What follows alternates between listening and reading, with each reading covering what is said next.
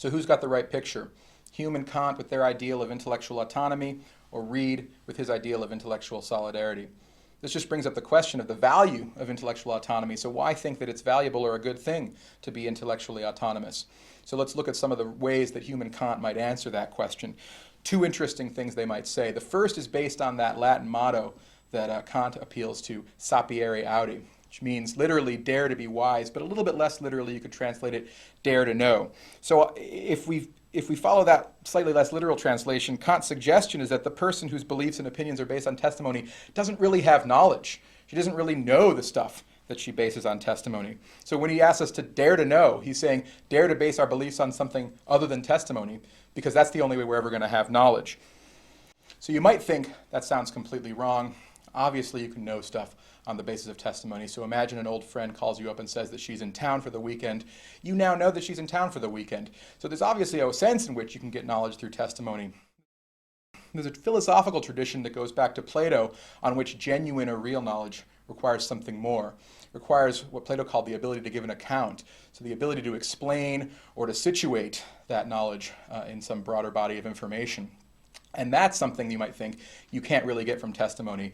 That kind of understanding, or as Kant might put it, wisdom, can only be gotten on your own. You can't get it from someone else.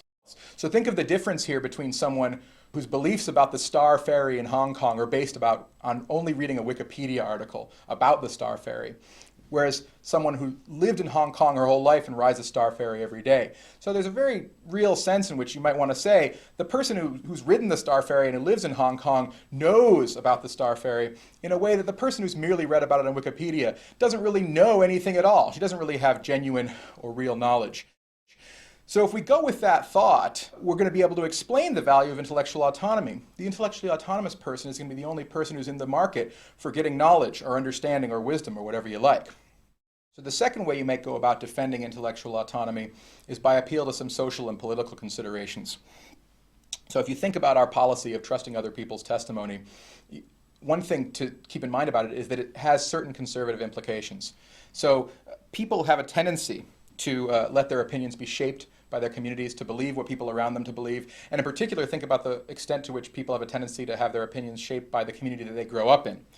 People tend to believe what their parents tell them or what other people in their community tell them.